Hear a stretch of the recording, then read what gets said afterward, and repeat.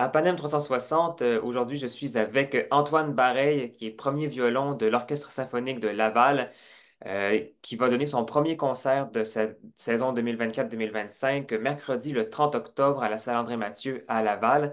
Un concert qui va mettre à l'honneur le concerto pour violon en mi mineur de Mendelssohn, avec Antoine Bareil comme soliste. Donc, bonjour Antoine. Bonjour Alexandre. Alors, parle-nous un peu de ce programme-là, justement, de ce premier concert de cette nouvelle saison de l'Orchestre symphonique de Laval. Donc, il y a l'œuvre principale qui soutient ce concert-là, c'est le concerto pour violon de Mendelssohn, mais il y a aussi autre chose dans le programme. Donc, parle-nous un peu des choix des Ben, œuvres de cette pièce-là.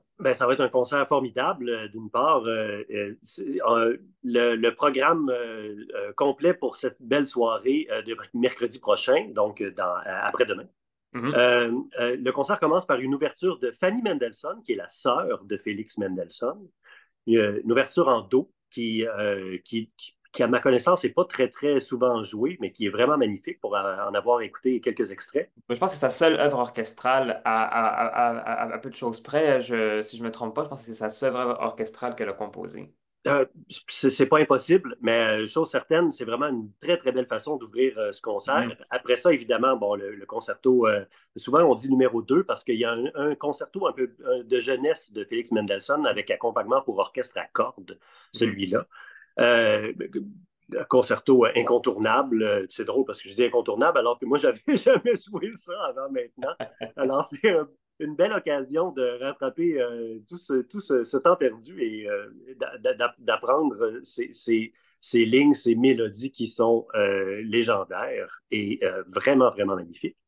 Et puis, après la pause, le public lavallois aura la chance d'entendre les tableaux d'une exposition de Moussorgsky dans l'orchestration de Maurice Ravel. Alors, ce sera vraiment une soirée époustouflante et je suis sûr qu'il saura en charmer plus d'un. Tu as dit que le concerto pour violon en mi mineur, bon, c'est le numéro 2, c'est un peu moins connu peut-être que celui de jeunesse auquel on pense de Mendelssohn. Qu'est-ce qui caractérise ce concerto puis qui fait que c'est un des plus connus et des plus appréciés du répertoire? Euh, D'une part, c'est une œuvre, je dirais, à la limite incontournable, ce qui est un peu, encore une fois, moi, j'y suis pour rien, ça n'a juste jamais à donner lors de ma formation musicale, parce que tous les violonistes, un jour ou Mhm. l'autre, en viennent à lire ces magnifiques pages, puis à étudier ce concerto-là.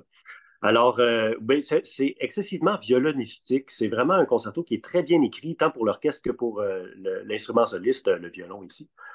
Les mélodies ça devient rapidement des vers d'oreille. Le troisième mouvement est tellement enjoué, est tellement applaudi. Mhm. Les lignes sont longues, sont suaves. Ouais, c'est pas pour rien que c'est vraiment un des concertos majeurs, puis sinon les plus populaires.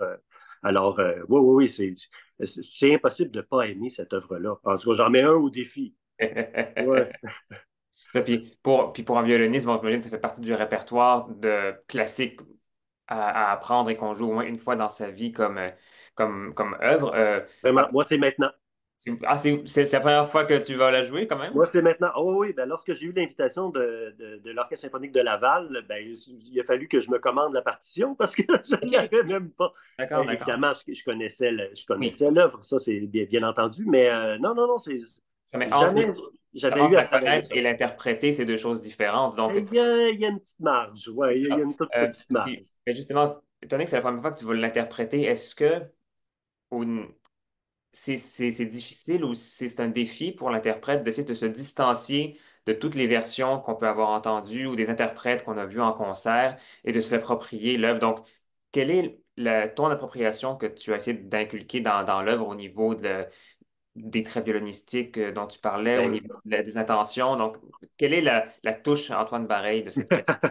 Ben, tu l'as très bien dit, c'est un peu intimidant au départ parce que puisque tout le monde a joué ça, alors je m'attends à ce que la plupart des violonistes, sinon la Mhm. totalité des violonistes de l'orchestre, aient déjà une très bonne connaissance de cette œuvre-là.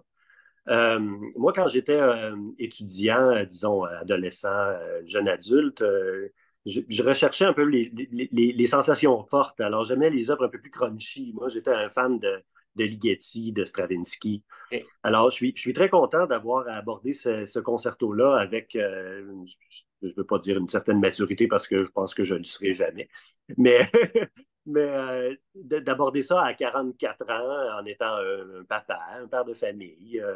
Ce que j'ai commencé par faire, c'est juste vraiment regarder la partition, me fier sur le score, puis de me dire, bon, ben, qu'est-ce que Félix voulait finalement?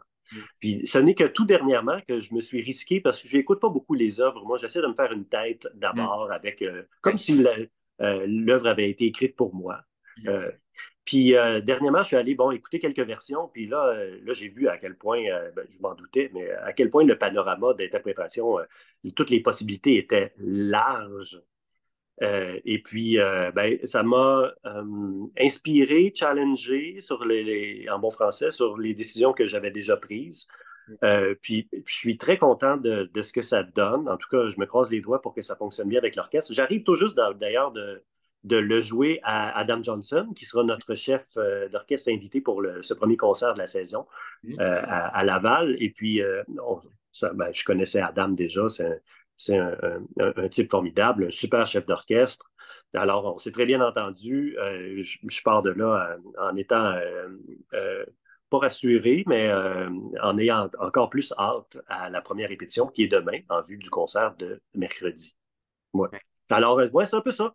Euh, euh, Humblement, voir, ben, qu'est-ce que je vais faire avec ça alors que, ben, puis j'ai eu la chance de l'accompagner aussi par le passé en tant que violon solo au sein de tel ou tel orchestre. Donc, ouais, ouais, c'est, en même temps que c'est un joli stress, c'est très, très, très plaisant que de finalement avoir mon mot à dire dans cette œuvre vraiment, vraiment magnifique. Je dois l'admettre. Ouais. Et oui, beaucoup de ces idiomes-là qui vont arriver vont se produire en concert aussi. Puis il y a probablement des Assurément. choses en répétition qu'on va essayer. Puis tellement, ça marche pas. Ou tellement, on essaie autre chose live. Puis on se dit, il y a une connexion entre moi et le chef. Parce que beaucoup va se passer également là-dedans. Ça va être le rôle de communication entre toi et avec Adam Johnson. Clairement. Oh, oui, puis c'est toujours ça. On ne fait Mhm. pas de la musique tout seul. Ah non, c'est ça, absolument. D'ailleurs, moi, j'ai choisi de faire ce métier-là, oui, parce que j'aimais la musique, puis c'est quelque chose qui m'habitait, mais moi, j'ai choisi de le faire à cause de ces artisans, à cause des musiciens eux-mêmes. Donc, bon, oui, jouer tout seul, puis pratiquer tout seul, c'est bien le fun, mais la magie opère et tout se On est en passe gang. exactement quand on communie, puis quand on fait ça en gang, en groupe. Oui, tout à fait. Exactement.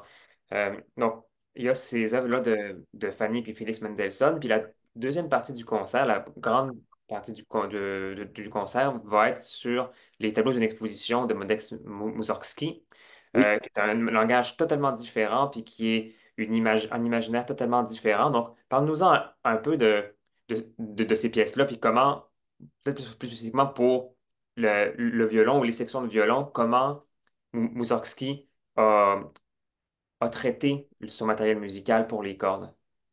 Ben, bonne question. Moi, juste pour rendre ça clair, ma participation se résume au concerto. Donc, moi, OK.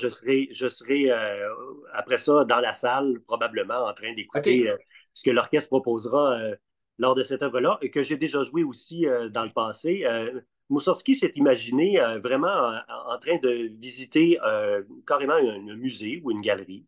Mhm. Puis là, on se déplace, on regarde une toile en particulier, puis là, il nous la décrit, on la vit ensemble. Après ça, on marche vers le tableau suivant. C'est une œuvre qui s'enchaîne magnifiquement bien. C'est exigeant pour l'orchestre. Mhm. C'est orchestré de main de maître par Maurice Ravel. Mhm. C'est une œuvre vraiment ben, majeure et marquante du répertoire symphonique, du répertoire pour orchestre. Alors, ça aussi, ce sera très certainement une œuvre dont on se souviendra à la sortie du concert. C'est vraiment très, très, très, très beau. Si vous ne la connaissez pas, c'est le moment. C'est le moment. Ben, c'est sûr que tout le monde va sûrement reconnaître au moins un air dans ça, dans la promenade. Ça Fort fait ça possible, ben oui, avec le cœur de cuivre. fort possiblement, oui. Absolument. Euh, et donc, l'autre concert dans lequel tu vas participer spécifiquement, ça va être le concert de Noël.